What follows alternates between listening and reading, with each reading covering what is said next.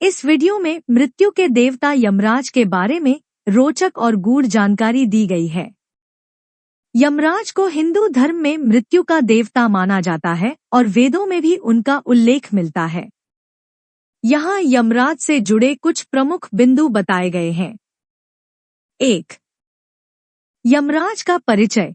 यमराज मृत्यु के देवता हैं और उनका उल्लेख वेदों में किया गया है। माना जाता है कि जब किसी की मृत्यु होती है तो यमराज के दूत उसकी आत्मा को लेने आते हैं। 2. यमराज के नाम और परिवार। यमराज के कई नाम हैं। उनका परिवार भी विशेष रूप से उल्लेखनीय है, जैसे कि उनके भाई और बहन का उल्लेख किया जाता है। 3. यमराज की मृत्यु। यमराज के बारे में यह भी कहा जाता है कि उनकी स्वयं की मृत्यु भी हुई थी। यह एक महत्वपूर्ण और दिलचस्प रहस्य है, क्योंकि यमराज वही हैं जो दूसरों की मृत्यु का समय तय करते हैं। 4. यमराज के 4 दरवाजे। यमलोक के 4 दरवाजों का भी एक रहस्य है। यह दरवाजे आत्माओं के न्याय और निर्णय के लिए प्रतीकात्मक माने जाते हैं। 5. कर्म और न्याय। यमराज के सहयोगी चित्रगुप्त आत्माओं के कर्मों का हिसाब रखते हैं और उसी के आधार पर यमराज आत्मा को सजा या पुरस्कार देते हैं। 6. मृत्यु का स्थान और समय। मृत्यु का समय और स्थान दोनों ही पहले से तय होते हैं और इसे कोई भी टाल नहीं सकता। 7. यमलोक। मरने के बाद आत्माएं यमलोक जाती हैं, जहां उन्हें उनके कर्मों के आधार पर न्याय मिलता है। यमलोक को यमराज की नगरी कहा जाता है। 8. अमरता का प्रयास। यमराज के अनुसार चाहे कोई अमरता प्राप्त करने के कितने भी प्रयास करे, सृष्टि के नियम के खिलाफ जाकर कोई भी अमर नहीं हो सकता। 9. 3 देवता और दंड। हिंदू धर्म में 3 देवताओं को दंड नायक के रूप में माना गया है। ये देवता कर्मों के अनुसार न्याय करते हैं और लोगों को दंड या पुरस्कार देते हैं। वीडियो में यमराज से जुड़ी कई महत्वपूर्ण जानकारियां दी गई हैं, जो हिंदू धर्म के शास्त्रों और पुराणों में वर्णित है।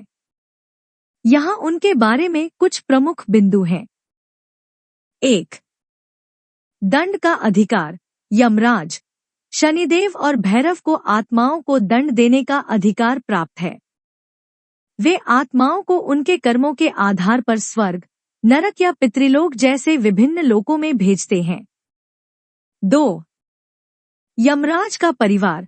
शास्त्रों के अनुसार यमराज का संबंध सूर्य देव से है। उनकी माता का नाम संध्या है, जो विश्वकर्मा की पुत्री मानी जाती है। उनके भाई का नाम श्राद्ध देव मनु और बहन का नाम यमुना है। 3. यमराज का स्वरूप। पुराणों में यमराज का वर्णन इस प्रकार किया गया है कि उनका रंग हरा है और वे लाल वस्त्र धारण करते हैं। उनकी सवारी एक भैंसा है और उनके हाथ में गदा, दंड होता है। 4. चित्रगुप्त का सहयोग। यमराज के सहयोगी चित्रगुप्त हैं, जो सभी जीवों के कर्मों का हिसाब रखते हैं। चित्रगुप्त की बही, लेखा पुस्तक में प्रत्येक जीव के पाप और पुण्य का पूरा विवरण लिखा होता है, जिसके आधार पर आत्मा को न्याय मिलता है। 5. यमराज का वाहन और शस्त्र। यमराज का वाहन भैंसा है और उनका शस्त्र गदा है। गदा उनके दंड के प्रतीक के रूप में मानी जाती है, जो न्याय का भी प्रतीक है। 6. यमराज की मृत्यु। यमराज की मृत्यु से जुड़ा एक रहस्यात्मक प्रसंग भी है, जो यह बताता है कि जो देवता दूसरों को मृत्यु का न्याय देते हैं, उनकी भी मृत्यु हुई थी। यह कथा यमराज, भगवान शिव और श्वेत मुनि के बीच के एक प्रसंग को वर्णित करती है। यहाँ कुछ मुख्य बिंदु दिए गए हैं। 1. यमराज और यमुना। यमराज की एक जुड़वा बहन थी, जिसे यमी या यमुना कहा जाता है। यमराज की पूजा विभिन्न नामों से की जाती है, जैसे कि यम, धर्मराज, मृत्यु, वैवस्वत और काल। 2. श्वेत मुनि की कथा। श्वेत मुनि भगवान शिव के बड़े भक्त थे और गोदावरी नदी के किनारे रहते थे। जब उनकी मृत्यु का समय आया तो यमराज ने उनके प्राण हरने के लिए अपने दूत मृतपाश को भेजा, लेकिन मुनि ने मृत्यु स्वीकार नहीं की और महामृत्युंजय मंत्र का जाप किया।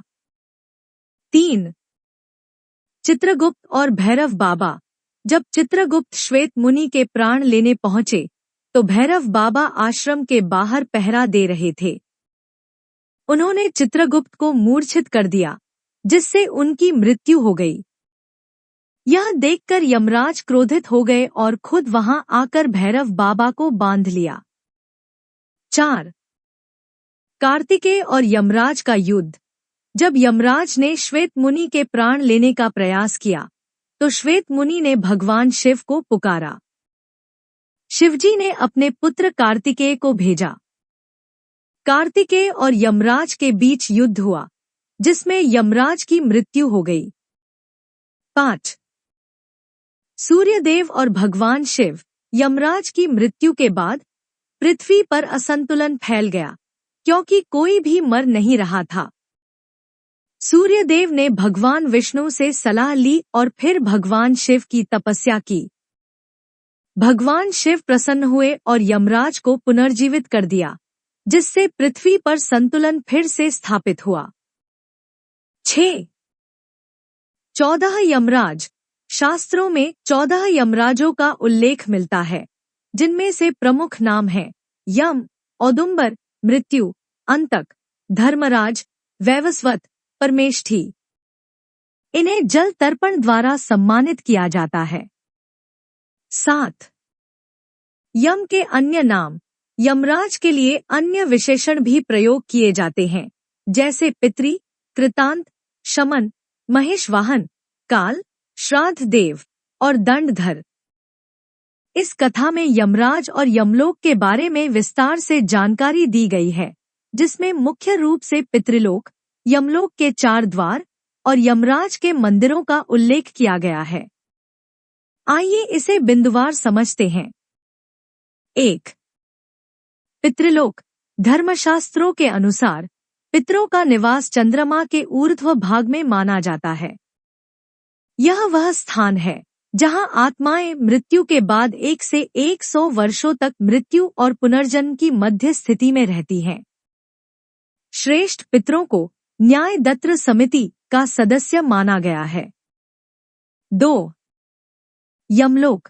यमलोक को मृत्यु के बाद आत्माओं के निवास स्थान के रूप में माना गया है, जहां उनके कर्मों के आधार पर न्याय किया जाता है। यमलोक 1 लाख योजन क्षेत्र में फैला हुआ है और इसके 4 प्रमुख द्वार हैं। आत्मा का प्रवेश उसके कर्मों के आधार पर इन द्वारों में से किसी एक में होता है। 3. 4 द्वारों का रहस्य। दक्षिण द्वार। यह सबसे भयानक द्वार है और घोर पापियों के लिए है। यहाँ भयानक अंधकार, सांप, बिच्छू, सिंह और राक्षस जैसे जीव होते हैं। इसे नरक का द्वार कहा जाता है और पापी आत्माएं यहाँ 100 वर्षों तक कष्ट झेलती हैं। उत्तर द्वार। इस द्वार से वे लोग प्रवेश करते हैं जो सत्यवादी होते हैं और माता पिता की सेवा करते हैं। ऐसे लोग अच्छे कर्मों के आधार पर इस द्वार से यमलोक में प्रवेश पाते हैं। पूर्व द्वार। यह द्वार हीरे, मोती और अन्य रत्नों से सजा होता है। इस द्वार से योगी, ऋषि, साधु, संत, सिद्ध और बुद्ध आत्माओं का प्रवेश होता है। इसे स्वर्ग का द्वार माना जाता है, जहां गंधर्व, देव और अप्सराएं आत्माओं का स्वागत करती हैं। पश्चिम द्वार। इस द्वार से वे लोग प्रवेश करते हैं जिन्होंने अच्छे कार्य किए हों, जैसे कि दान पुण्य, भूखे को भोजन देना, प्यासे को पानी पिलाना और धर्म का पालन किया हो।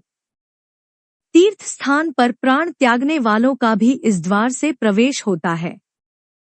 4. यमलोक की यात्रा। आत्मा मृत्यु के बाद 17 दिनों की यात्रा करके 18वें दिन यमलोक पहुंचती है। गरुड़ पुराण और कठोपनिषद में यमलोक का उल्लेख मिलता है। मृत्यु के 12 दिनों के बाद आत्मा यमलोक की यात्रा प्रारंभ करती है। 5. यमराज के प्रमुख मंदिर। यमराज के 4 प्रमुख मंदिर बताए गए हैं। मथुरा के विश्राम घाट पर, तमिलनाडु के तंजावुर जिले में एमा धर्मराज मंदिर, ऋषिकेश में लक्ष्मण झूला पर, हिमाचल प्रदेश के भरमौर में स्थित धर्मराज यमराज का मंदिर, जिसे सबसे जागृत माना जाता है। इस वर्णन में यमलोक की यात्रा और वैतरणी नदी का उल्लेख किया गया है, जो हिंदू धर्म में मृत्यु के बाद आत्मा के अनुभवों का महत्वपूर्ण हिस्सा है। आइए इसे विस्तार से समझते हैं। 1. वैतरणी नदी। गरुड़ पुराण के अनुसार वैतरणी नदी विष्ठा, मल और रक्त से भरी हुई है। यह नदी मृत्यु के बाद आत्माओं के यमलोक पहुंचने के मार्ग में आती है। ऐसा माना जाता है कि जिसने अपने जीवन में गाय का दान किया है, वह आत्मा इस नदी को आसानी से पार कर जाती है। अन्यथा आत्माएं इस नदी में डूबती रहती हैं और यमदूत उन्हें बाहर निकालते हैं और धक्का देते हैं। यह नदी यमलोक में पापों के लिए दिए गए दंड का प्रतीक है। 2. पुष्पद नदी। वैतरणी को पार करने के बाद आत्मा पुष्पद नामक नदी के पास पहुंचती है। यह नदी स्वच्छ जल से भरी होती है और इसके किनारे कल के फूल खिले होते हैं। यह नदी सुखद और शांति का प्रतीक है और इसे स्वर्ग के मार्ग का हिस्सा माना जाता है। इस नदी के किनारे एक बड़ा छायादार बड़ का वृक्ष होता है, जहां आत्मा थोड़ी देर विश्राम करती है।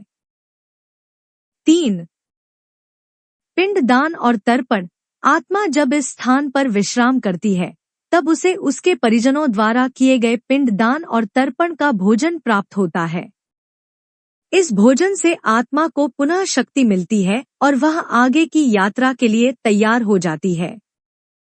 पिंडदान और तर्पण मृत्यु के बाद आत्मा को शांति और मुक्त करने की एक महत्वपूर्ण क्रिया मानी जाती है। 4. मृत्यु का सार्वभौमिक सत्य। वेदों के अनुसार जो भी जन्मा है उसे मरना है। चाहे वह मनुष्य हो, देवता हो या राक्षस हो, मृत्यु अपरिहार्य है। जीवन का चक्र निरंतर चलता रहता है। कोई 100 वर्ष बाद दूसरा जन्म लेता है तो कोई 1000 वर्ष बाद। यह सिद्धांत जीवन और पुनर्जन्म के चक्र के बारे में बताता है, जिसमें आत्माएं विभिन्न योनियों में जन्म लेती रहती हैं। यहाँ इस कथा का सार है। इस कथा में यमराज, मृत्यु के देवता और मृत्यु के बाद आत्मा की यात्रा का वर्णन है। यमराज कर्मों के आधार पर आत्माओं को न्याय देते हैं और उन्हें स्वर्ग, नरक या पितृलोक में भेजते हैं। 1. यमराज के 4 द्वार। यमलोक में 4 द्वार होते हैं। दक्षिण द्वार पापियों के लिए, जहां भयानक जीव और अंधकार होते हैं। उत्तर द्वार सत्यवादी और माता पिता की सेवा करने वालों के लिए। पूर्व द्वार ऋषि, योगी और साधु संतों के लिए, जिसे स्वर्ग का द्वार कहा जाता है। पश्चिम द्वार दान पुण्य और धर्म का पालन करने वालों के लिए। 2. वैतरणी नदी। इस नदी को पार करने में गाय का दान करने वाले लोग आसानी से पार करते हैं, जबकि पापियों को यमदूत कष्ट देते हैं। 3. पुष्पद नदी। आत्मा यहाँ विश्राम करती है और पिंडदान व तर्पण से शक्ति प्राप्त करती है। 4. मृत्यु का सत्य। मृत्यु अटल है और जन्म मरण का चक्र तब तक चलता रहता है जब तक मोक्ष प्राप्त नहीं होता। कथा में कर्म, धर्म और मृत्यु के बाद आत्मा की यात्रा का महत्व बताया गया है। यदि इस वीडियो में कहीं कोई त्रुटि हो तो हम आपसे क्षमा चाहते हैं। हर हर महादेव। दोस्तों, हमें उम्मीद है कि आज की वीडियो आपके लिए लाभदायक होगी।